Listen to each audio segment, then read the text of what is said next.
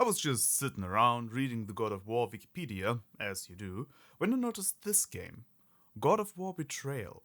I had played all the God of War games except this one, so I thought I'd give it a try and see what this is all about. First off, if you want to play this game yourself, which I wouldn't recommend, as you will see, you can download an emulator from a link in the description, and I'm sure you know how to get the game file. Let's just hop into the game. Because this game was developed for phones, not smartphones, its technical limitations are the most obvious problems. But I always try to look beyond the surface level when it comes to games. We have some options to choose from. Play the main game, the arena mode, and turn off the sound. I guess. The game does not have music beyond the title screen, by the way, which is a shame because I really like the title music. Let's just play the main game for now. We get some exposition and get our first kill. This game also has finishers, which is pretty cool for such a small game. When an enemy is low on health, just press the according button.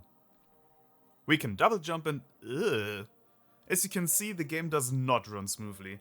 This is a technical limitation, but probably the worst one.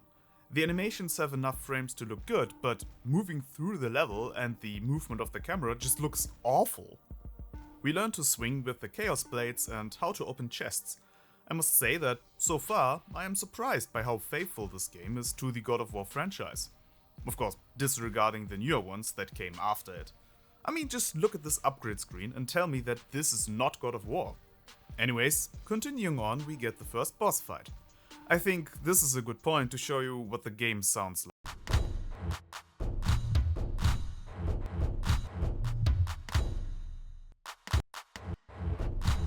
This, and without any music, will be your only respite from the deafening silence this game provides. After damaging the boss enough, we can use a finisher to deal a lot of damage, which is actually still possible in God of War Ragnarok when fighting the Berserkers. I'm glad to see that the underlying mechanics of the God of War franchise, the DNA of what makes it beloved, is still shining through, even in this small, mostly forgotten piece of gaming history. Instead of dying, the monster screams at us, without sound, and jumps away.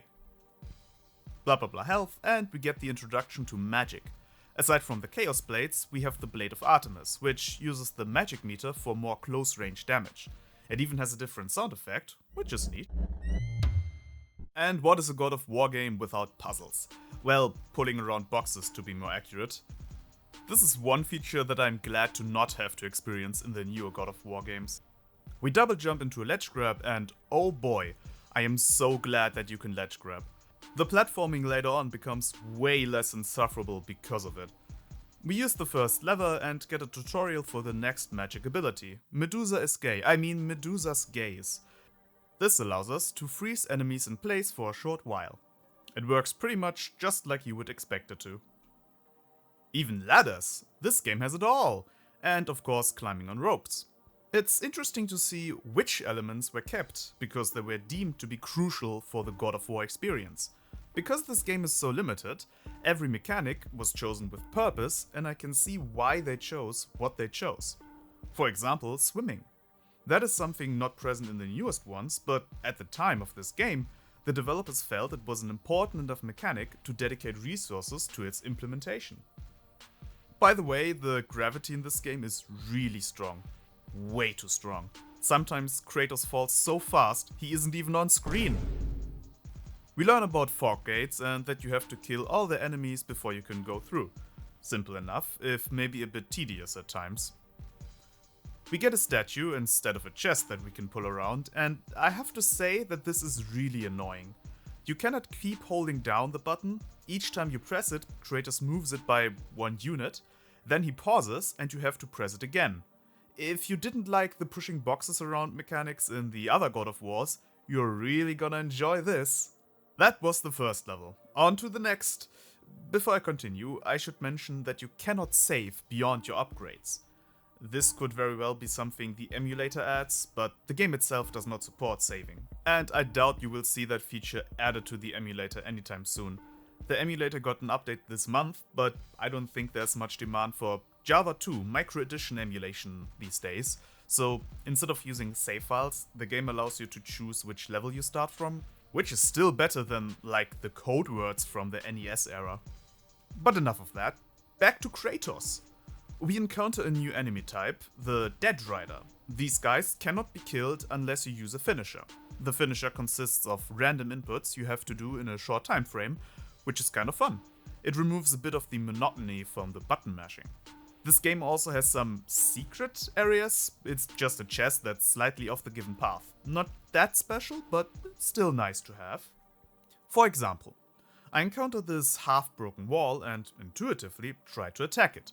To my surprise, it actually breaks and I gain access to 2 chests. I did not expect this game to have breakable walls. The design of the wall also made it immediately clear that it should be broken by something, which I appreciate. Little details like this make a game less frustrating, but don't you worry, frustration will come. For now, we have another fight. While the fighting is alright, I think the amount of enemies you have to kill before you can continue is a bit too high. There's just not enough variation in what you can do in combat. But more on that when we get to the other types of enemies. I continue and die. This is really funny. There's no scream, just Kratos slumping over and a screen that says, "You are dead." I continue and basically start from a few meters back. The checkpoints in this game are quite generous, which is good, because I really didn't feel like fighting through all those guys again. I jump, and this guy just pushes me off. I manage to grab another ledge and recover from the fall. I try to get back to where I was, but immediately fall into the pit of spikes. There's a lot to unpack here. Firstly, enemies guarding ledges is a bit stupid, since you cannot do anything to prevent that aside from hoping you can kill them before jumping onto the ledge, something that is not always possible with the given angles. Secondly, the gravity is way too high, which makes jumping off ledges feel really bad. I just get warped to the ground if my jump input is slightly too late. To avoid something like this, you could implement Coyote Time, a small time frame after you fall off a ledge, where you can still input a valid jump. Again, might have been a technical limitation, but we are here to learn after all. We now encounter the problem of a ledge being guarded without having the space to attack first. Through dumb luck and tanking a few hits, I am able to clear the enemies, but that sure did not feel like the proper way to defeat those guys. There should be a more clear separation between the platforming and the combat to prevent situations like this. Finally, we meet again.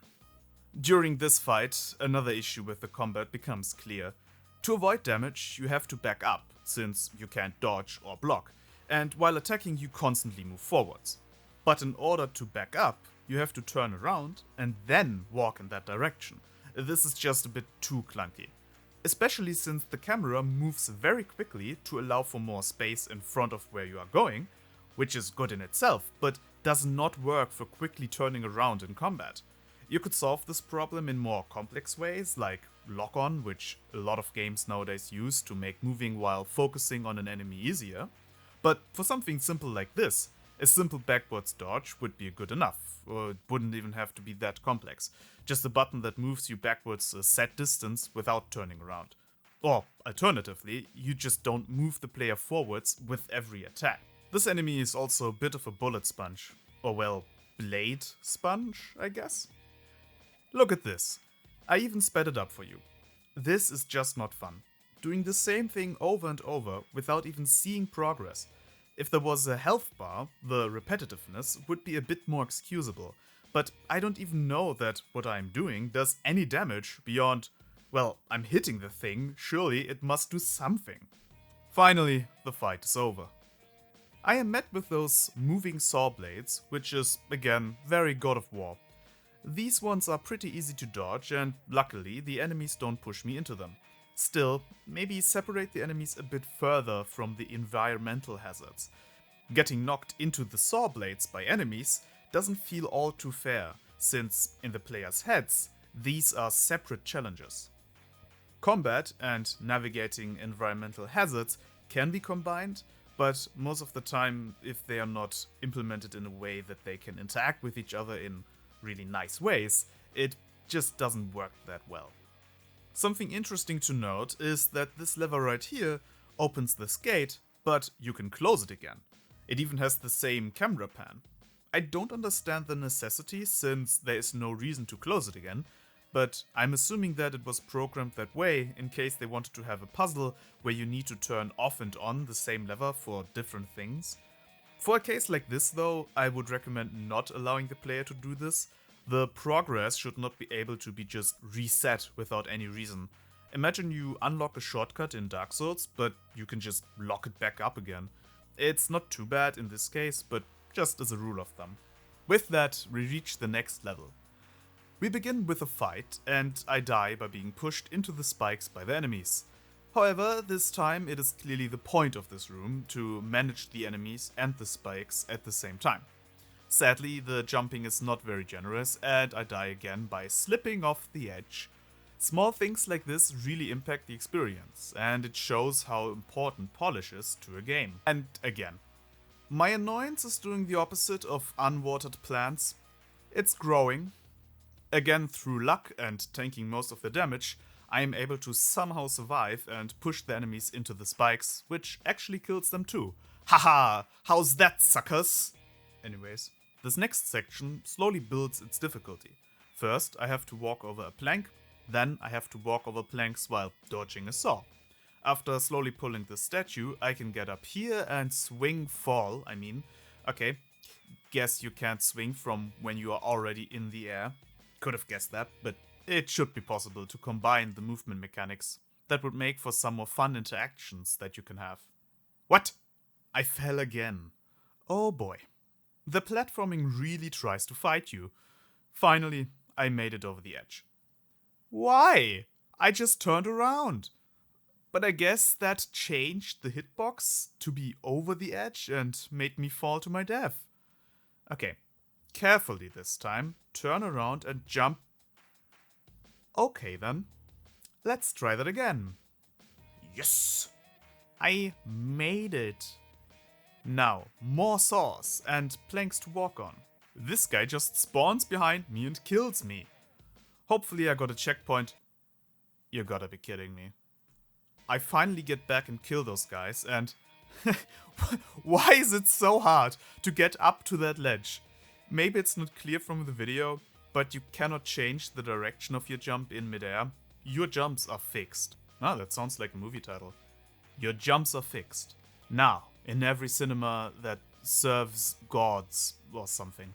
More rope climbing and another box. You know, I'm not really a fan of those slow moving boxes. But this is interesting. I have to push this box into this room, out of reach. At first I'm like, did I mess something up? But no, that's what you're supposed to do. For a moment I was considering that I might have softlocked myself. What fool I was, doubting the puzzle design of this piece of godly software. Alas, all is going as planned. Continuing on, I face a Minotaur. This one can quite easily be stun-locked and does not take too many hits to reach the finisher's prompt. This finisher is actually quite a bit more tricky since the time frame to enter the correct buttons appears to be shorter. I reach the other side of the box and am now able to pull it onto the button. I also appreciate the fact that the camera shows me which door these buttons opened, although the camera movement every time I step on the button is a bit too disorienting. If you want to show something without ripping the camera from the player, consider using another camera that overlays on the current view. Something like in Hitman. Not to say that this game should have done that, quite frankly, I don't even know if it would have been possible. Another fight follows before I can finish the level. Something that now becomes apparent is the fact that your progress in a fight persists even if you die. I have more to say on this, but let's wait until we get another chance to test it, shall we? The enemy placement shows a curve in difficulty, as I now have to fight a Minotaur and a Dead Rider. This increase in difficult enemies over time is simple but works. I went to attack this Minotaur, but a second one came at me from behind. I die. However, the position of both enemies has not changed, meaning that death is just resetting your position in the level. This means that no matter how many times I die, I will not lose progress in any fight. This kind of reduces the impact of dying and makes it more of an annoyance more than something to be actively avoided. It also renders health pickups, which do not refresh on death, extremely useless.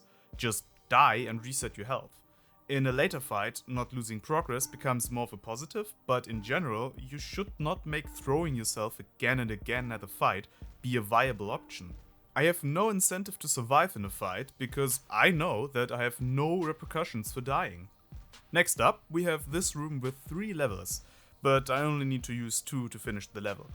I think this is the type of use case the reusable levels were designed for, but I can barely count this as a puzzle, it is just a simple instance of trial and error. The next level starts with yet another escalation of a previous challenge by simply combining 2 elements. Climbing on rope is interrupted by the saws. The combat, however, has not changed and is still as button mashing-y as before. Right here is also a great example of why health chests are pretty useless. I didn't have much health and opened this chest, however I died in the process. But in my next life, the chest was still empty, making them only useful for the first attempt. The same goes for the magic chest, since, like health, your magic meter resets on death. We fight again against the guy that looks at me funny, and as he falls down, we see another guy for a short moment. Kratos also confirms in the dialogue that it wasn't him that killed the monster. This little bit of intrigue of who this mysterious other one was is unexpected and really neat. I hope it turns out to be at least a somewhat satisfying conclusion. In my notes I had written, if this guy is just some dude we've never heard about before or will hear about after, my disappointment will be very measurable. Anyway, that concludes the level.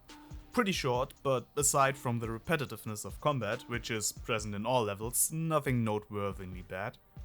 The beginning of the next level reveals that the monster we killed was Argos, a creation of Hera and thus its death nothing to scoff at.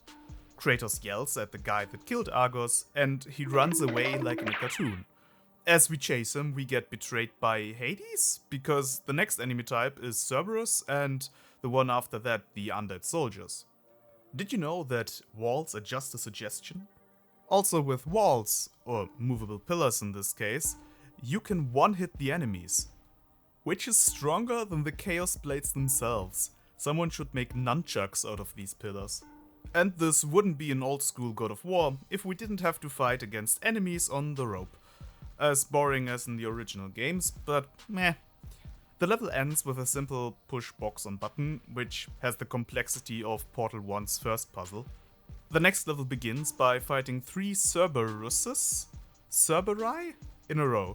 These are probably the lamest enemies since they get staggered really easily, making button mashing extremely effective, and they don't really have interesting attacks or anything else. To continue, you have to break this wall by attacking it mid-air. This kind of proves that attacking to stay in the air is an intentional tactic. Inside we fight 2 Minotaurs, and I mean, there's not much you can do with these types of enemies to change things up, but this is slowly becoming really boring. Another rope section later and we are faced with a brand new trap that shuts close and pretty much insta-kills. After a few deaths, I finally get the timing right. Speaking of timing, this saw on the floor has to be timed with a jump onto a rope. I really like this.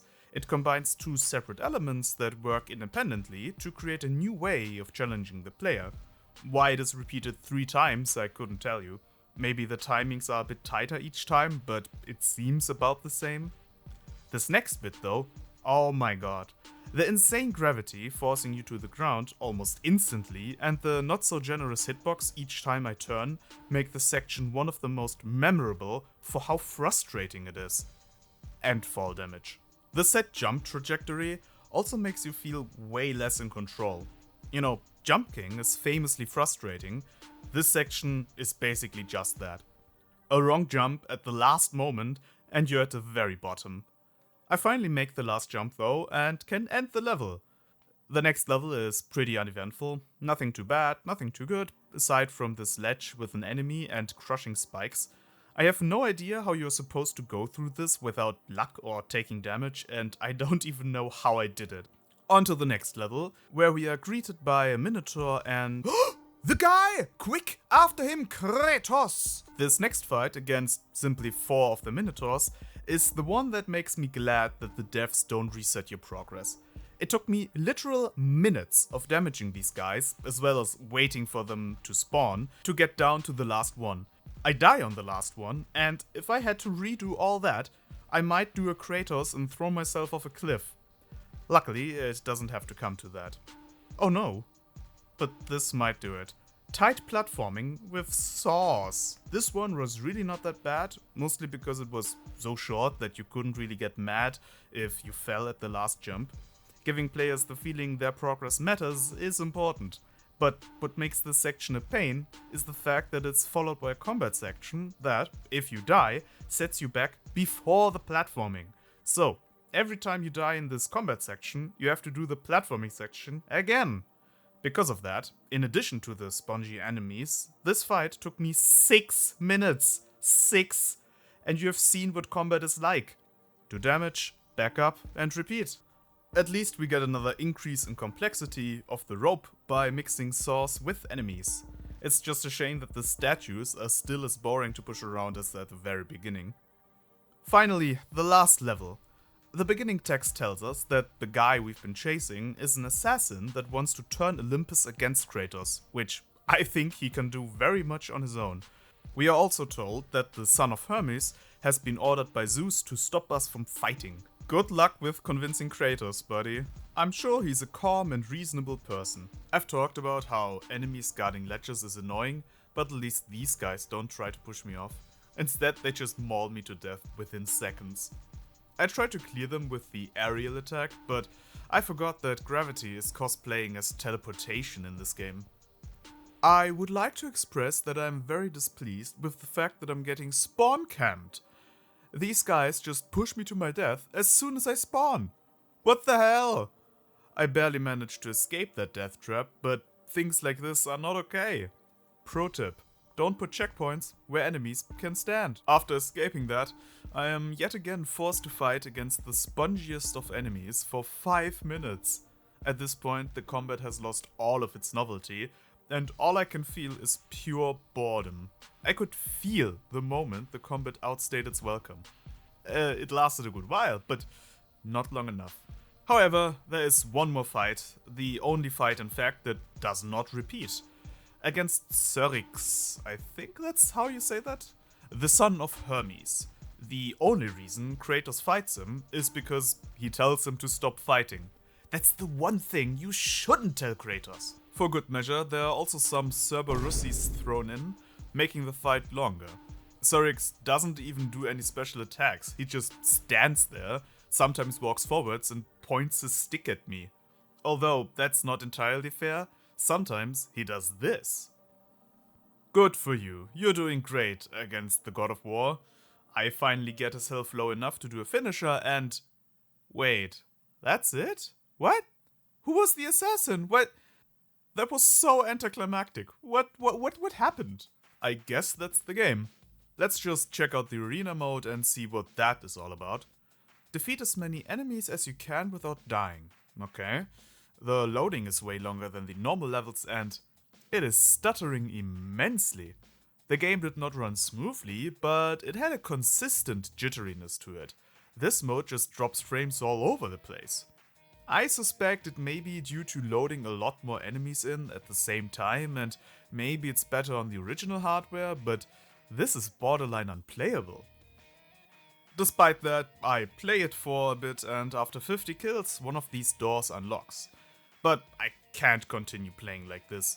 One thing to note is that this mode keeps your upgrades, so you would have a much worse time if you played this first, because the sponginess of enemies would be even worse than it is already. But I can't fault the design of the mode itself, it's just a level with enemies that you have to progressively kill. It's so simple that there's not really harm in including it. Again, the technical issues overshadow what could have been okay. This can be applied to the whole game. While the surface level does not look too great, there is actually competent design in this game, hindered by the fact that it was limited by its technical constraints. Some things could be improved even within this given framework. The combat is one of the biggest parts, and by simply reducing the enemy health, you could significantly improve the game feel. Of course, this would make this already short game even shorter, but I would rather have something short that's worthwhile than something that's long and painful. The upgrades would have to be either scrapped or reworked a bit. Maybe you get easier finishers with the upgrades and more interesting combos, but to rely on their increase in damage to prevent enemies being too spongy is not a good system. The magic abilities are neat enough, but they are a gimmick at best and don't really support the main combat style. The platforming was way too unforgiving, and the stuttery nature of this game didn't help with that. But there were some interesting combinations of mechanics to create a challenge, and overall, navigating through levels was not that bad. From the rope climbing to swinging over gaps, there was some variety that could have easily been left out. I wouldn't even mind the sound design that much if each level had some background music, but the eerie silence, only interrupted by occasional sound effects, really damages the experience. Audio is such a big part of games, to have so little of it in this one is a shame.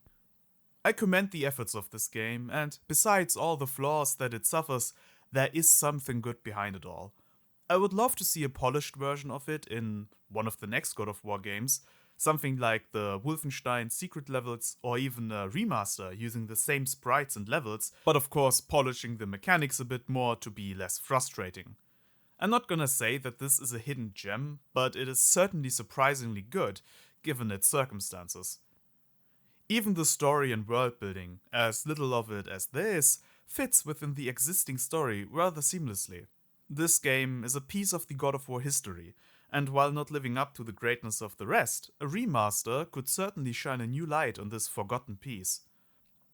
I hope you enjoyed this journey into this more obscure God of War game, and if you did and would like to see more, consider subscribing. Thank you very much for watching.